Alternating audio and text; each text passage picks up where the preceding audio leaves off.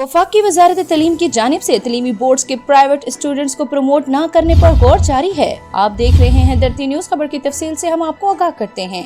जराये के मुताबिक तालीमी बोर्ड्स के प्राइवेट स्टूडेंट्स को प्रमोट न करने समेत 10वीं और 12वीं के उम्मीदवारों को 4 से 6% इजाफी मार्क्स देने पर भी गौर जारी है। वफाकी वजारत तालीम ने बोर्ड से मैट्रिक और इंटरमीडिएट स्टूडेंट्स का डाटा हासिल कर लिया है। जराये का कहना है कि मुल्क भर के 29 तालीमी बोर्ड्स और 3 टेक्निकल बोर्ड्स में तकरीबन 40 लाख तालिब इल्मों ने दाखिले भिजवाए।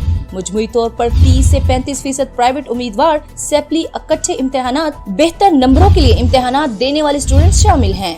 धरती न्यूज के जराये के मुताबिक हर बोर्ड का गुज़श्ता 3 सालों के नताइज का जायजा लिया जाएगा और नंबरों के तनासुब के हिसाब से उम्मीदवारों को प्रमोट किया जाएगा। वजारत तालीम ने 11 मई को अहम इजलास तलब कर लिया है। मुल्क भर के तालीमी बोर्ड्स के चेयरमैनों को वीडियो लिंक पर इजलास में शिरकत की हिदायत की गई है, जिसमें 9वीं और 11वीं के तलबात के इम्तिहानात लेने के बारे में भी गौर किया जाएगा। धरती न्यूज रखे आपको हर खबर से बाखबर।